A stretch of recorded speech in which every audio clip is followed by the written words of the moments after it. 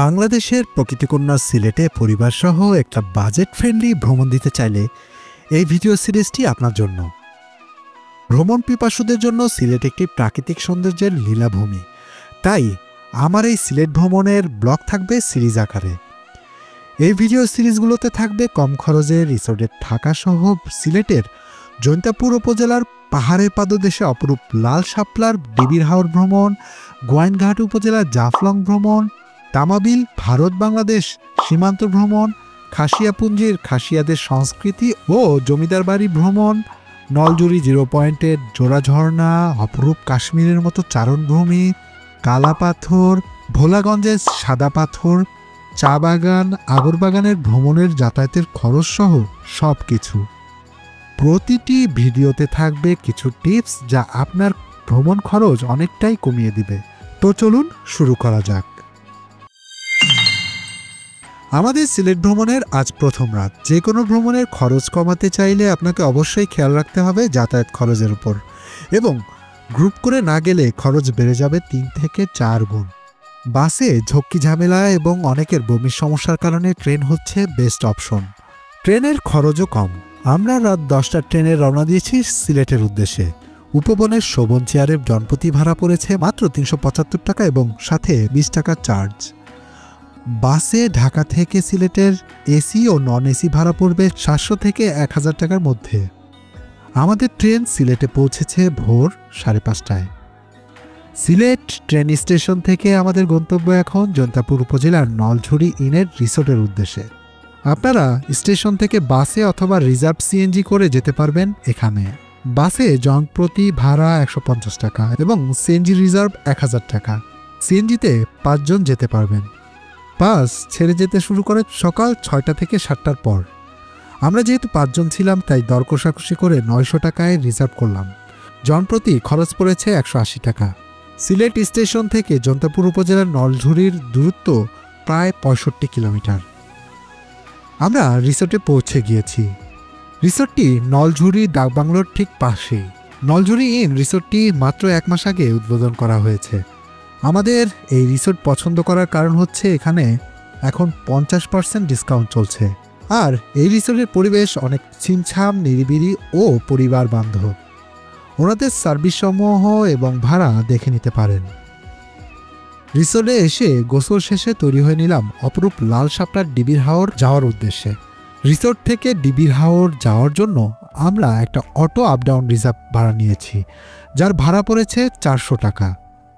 ডিবির হাওরে যাওয়ার রাস্তা খুবই খারাপ। ডিবির হাওর যাওয়ার জন্য ভিতরে একটা রাস্তা পড়ে, সেই রাস্তাটা একদম হচ্ছে মাটির রাস্তা। এই দেখেন, প্রচুর মানে খারাপ একটা রাস্তা। এই রাস্তা দিয়েই হচ্ছে ডিবির হাওর যেতে হয়। এখন আমরা ডিবির হাওরে পৌঁছে গিয়েছি। এখান থেকে এখন নৌকা ভাড়া করে আমরা হাওরে যাব। এখানে হচ্ছে সিরিয়াল মেনটেন করে হচ্ছে নৌকায় উঠতে হয়, আর এখানে একদম নির্ধারিত ভাড়া। আমরা এখন একটা নৌকায় উঠছি। এক নৌকায় মোট আপনারা 6 থেকে 7 জন উঠতে পারবেন। আমাদের নৌকা ভাড়া পড়েছে 2 ঘন্টা 450 টাকা। আমাদের রিসোর্ট থেকে এই ডিবির হাওরের আসা যাওয়া ও নৌকা ভাড়া সহ প্রতিজনের খরচ পড়েছে মাত্র 170 টাকা। 7 জনের গ্রুপ হলে খরচ আরও কমে যাবে। ডিবির হাওর সিলেটের জৈন্তাপুরে বাংলাদেশ ভারত সীমান্ত ঘেঁষা পাহাড়ের পাদদেশে অবস্থিত এই ডিবির হাওর। সিলেট শহর থেকে ডিবির হাওরের দূরত্ব 42 কিলোমিটার, আর আমাদের রিসোর্ট থেকে মাত্র 7 থেকে 8 কিলোমিটার দূরত্বে এই ডিবির হাওর। জৈন্ত রাজ্যের রাজা রাম সিংহের স্মৃতি বিজড়িত ডিবির হাওর, ইয়াম, হরফকাটা, কেন্দ্রী বিল সহ রয়েছে 4টি বিল। এর অবস্থান বাংলাদেশের ভারত লাগোয়া মেঘালয় পাহাড়ের পাদদেশে। ওই যে পাহাড়টি দেখছেন, ওটা হচ্ছে মেঘালয় পর্বত। রাম সিংহের বিলগুলো শাপলার সিজনে শাপলার রাজ্যের রূপ নেয়। বিলে ফুটে থাকে অজস্র লাল শাপলা, লতা পাতা গুল্মে ভরা। বিলের পানিতে শত হাজারো লাল শাপলা হার মানায় ভোরের সূর্যের আলোকেও। সবুজ পাতার আচ্ছাদনে এবং লালচে শাপলায় ঢাকা পড়েছে বিস্তীর্ণ জলরাশি। ভোরের আলোয় শাপলার হাসি আরও আলোকিত করে দেয় বিলগুলোকে। বেড়াতে আসা যে কোনো ভ্রমণ পিপাসুদের মনের দুয়ার খুলে দিবে এই শাপলা বিল। এখানে আসার প্রকৃত সময় হচ্ছে সেপ্টেম্বর থেকে জানুয়ারি পর্যন্ত। আর আপনাদের অবশ্যই আসতে হবে একদম ভোরবেলা। সূর্য ওঠার সাথে সাথে লাল শাপলা বিলের শাপলাগুলো নিভে যায়। এই ডিবির হাওরের মাঝে যে পুরাতন ভবনের ধ্বংসাবশেষ দেখছেন, এটা একটি মন্দির। এই মন্দিরের বয়স প্রায় 200 বছরেরও বেশি। কথিত আছে জৈন্তা রাজ্যে কোনো এক রাজাকে এই ডিবির হাওরে কোথাও পানিতে ডুবিয়ে মারা হয়েছিল। ধারণা করা হয় তার স্মৃতির উদ্দেশ্যে এই মন্দির নির্মিত হয়েছে। এছাড়া হরফকাটা ও ডিবি বিলের মধ্যস্থলে রাজা রাম সিংয়ের সমাধিস্থলও রয়েছে। এই যে হাজার হাজার শাপলা দেখছেন, এই বিলে কিন্তু আগে কোনো ধরনের শাপলা ছিল না। 30 বছর আগে সীমান্তের ওপারে খাসিয়া সম্প্রদায় লাল শাপলা দিয়ে পূজা অর্চনা করত। খাসিয়া পরিবার ডিবি বিলে লাল শাপলার চারা রোপণ করেন পূজা অর্চনার ফুলের চাহিদা মেটাতে।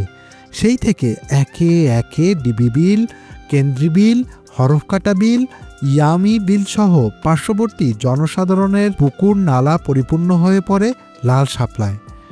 4টি বিলের অন্তত 700 একর জায়গা লাল শাপলা দখল করে আছে। আমার পিছনে যে পাহাড়টা দেখতে পাচ্ছেন, এই যে পাহাড়টা, এটা হচ্ছে ইন্ডিয়ার বর্ডারের ভিতর। ওই যে টাওয়ারগুলো দেখছেন, ওই যে টাওয়ারগুলো, ওইগুলো হচ্ছে ইন্ডিয়ার মধ্যে। আর এই ধানি জমিগুলো হচ্ছে আমাদের বাংলাদেশের। আমি বাংলাদেশের যে যতগুলো জায়গায় ঘুরেছি, যেই সব জায়গাগুলো হচ্ছে পাহাড়ি অঞ্চল, সেই অঞ্চলগুলোতে আমি দেখেছি যে সবচেয়ে বড় বড় পাহাড়গুলো, মানে সবচেয়ে সুন্দর পাহাড়গুলো যেখানে শুরু হয়েছে, সেখান থেকে হচ্ছে ভারতের সীমানা শুরু। প্রাচীন রাজার স্মৃতি বিজড়িত এ হাওরে শীতকালে থাকে পাখিদের রাজত্ব। বিশাল হাওর শুকিয়ে যেতটুকু জলাশয় থাকে, তার উপরই পাখিদের বিচরণ বেশি। বালিহাঁস, পাতিশরালি, পানকৌড়ি, সাদা বক ও জলময়ূরের মতো অতিথি পাখির ডানাঝাপটায় অন্যরূপ সাজে এ হাওর। আজকের মতো এ পর্যন্তই। এর পরের পর্বে থাকবে কম খরচে কিভাবে জাফলং ঘুরে আসবেন। চ্যানেল এবং পেজটি সাবস্ক্রাইব ও ফলো করে সাথেই থাকবেন। আল্লাহ হাফেজ।